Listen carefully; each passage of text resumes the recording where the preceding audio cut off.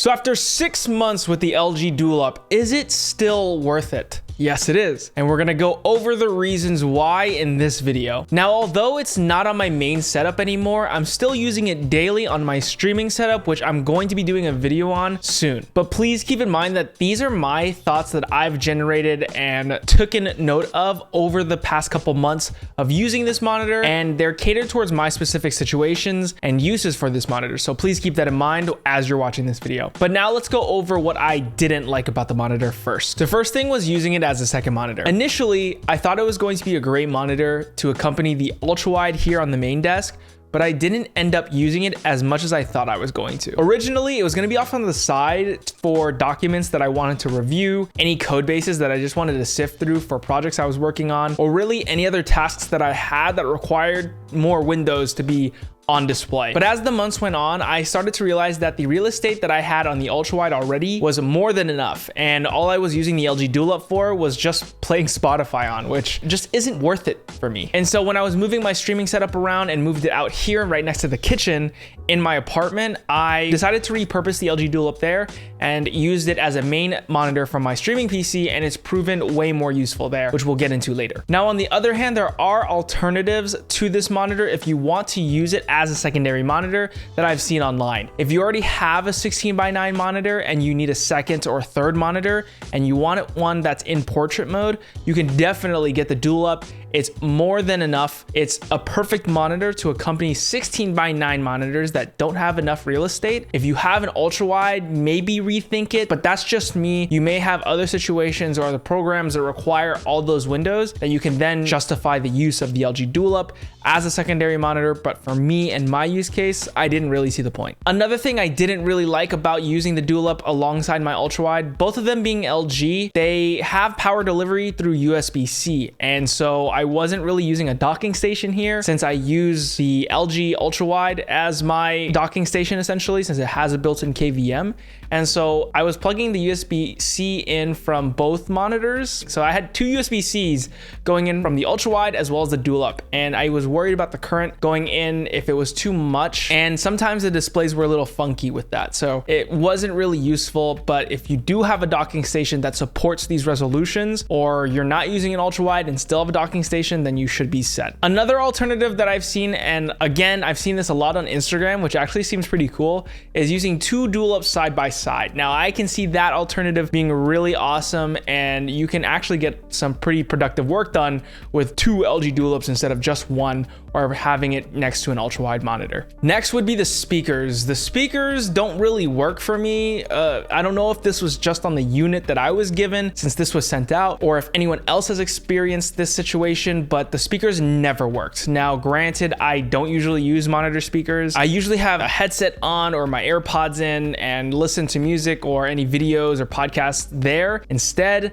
But just keep that in mind. If it is important to you to have monitors with speakers that work, just keep that in mind. You may want to go through reviews, but for me, they never worked. Next would be the colors. Now, this isn't too much of a con as much it was just something that I didn't want to mess with, but straight out of the box, the colors are good. I want to say that, and I want to make sure you understand that. The colors are good straight out of the box, but when it comes to photo and video editing, I need the colors to match exactly what's on the display for my MacBook Pro, since those colors are exactly what people see when the content is pushed out on platforms like YouTube or Instagram or TikTok. And so I did have to go in and calibrate this monitor to match the colors that were on my MacBook Pro, but that is synonymous with the ultra wide as well, both of them being LG branded. So this isn't necessarily just a problem with this model. This is something I've had to do with the monitors that I have anyways. And so just keep that in mind if you're doing photo or video editing, or any editing for that matter that has to do with colors.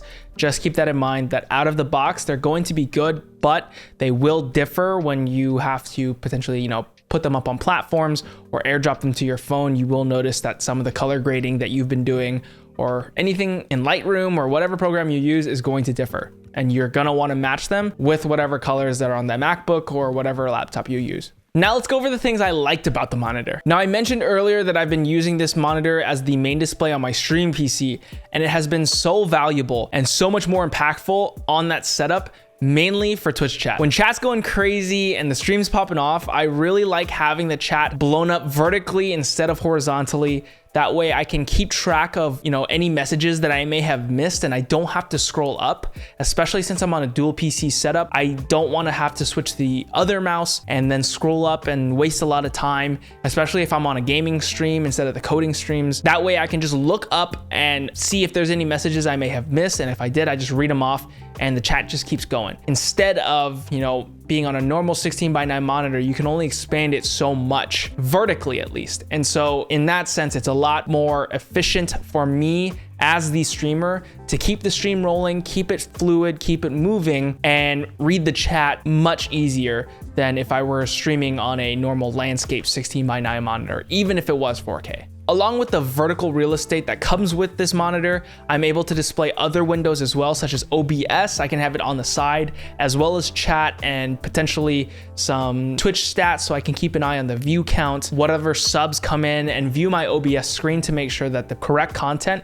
is being displayed, my webcam doesn't randomly turn off, and view my audio to make sure my audio levels are not peaking and that the music isn't louder than I am. So all in all, I can have everything I need for streaming on this monitor at one time, and that right there is already so impactful for me as a content creator and as primarily a streamer. Next, we can talk about the ergonomics of this monitor and what I like about that. I still think one of the best features of this monitor after months of using it is the ergo mount. First of all, it comes with it, which is awesome. I don't like using monitors with stands. I think it clutters up the desk. So the fact that it came with a stand is already a huge plus for me. It's really easy to mount. It has a lot of range of motion, meaning I can tilt it, adjust it, move it in just the right orientation. And right now I've got it in a good spot at the setup. The stand also has a really nice cable management feature where it's super easy to tuck away any of the cables and hide it. So cable management is already built into this stand, where some of the other mounts that you get just give you like zip ties or any of those Velcro straps to just tuck away behind it, but you can actually hide them fairly neatly in the stand. This is also a small nitpick about the stand, or just the ergonomics in general about this monitor, but since it is a vertical first monitor, it's easy to look up and look down in kind of weird ranges. And no, I didn't experience any neck strain with this monitor, but I can see the potential of that, especially if your desk isn't too deep, I guess you could say, and it's not too long, where you can have the monitor placed back far enough where you can decrease that range of motion where you're looking up and looking down. If you're really close to the monitor, I could see that you looking kind of up and looking down, but again, everyone's going to be different in terms of the problems with their ergonomics that you experience. But for me personally, I didn't have that when I was using it here on this desk, nor am I experiencing it on the streaming setup. Lastly, one of the big things for me that I've already touched on a little bit is the KVM switch that is built into this monitor. Now, especially when I was using it here on this desk on the productivity setup, having the KVM switch was a godsend to have for many reasons. I have a work laptop as well as a personal laptop as well as other desktops, so being able to plug in different peripherals to the monitor directly and not having to switch around those cables when I switch the source, whether it be my work laptop, my main laptop, or my streaming PC, that efficiency right there is kind of just one of the best things about technology. And if anything has something like that, I'm gonna gravitate towards it, and the LG Dual Up monitor has that. Granted, I have some of the peripherals connected to my devices through Bluetooth, such as my mouse or my trackpad. Those are connected to my laptops through Bluetooth, but for the keyboard where you have to cable it and I don't really want to switch it through wireless, I can just have it go directly into the monitor, and no matter what device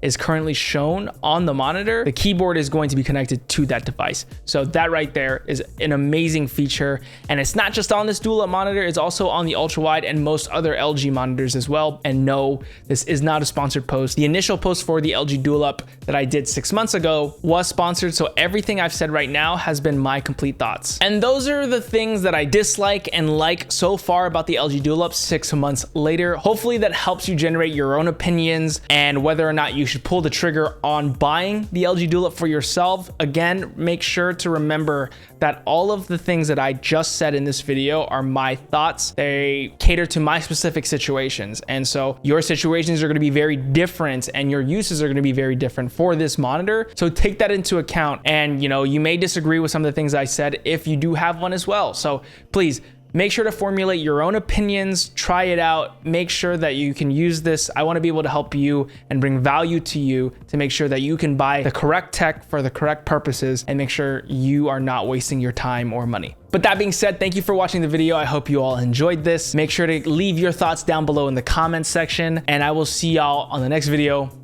Peace.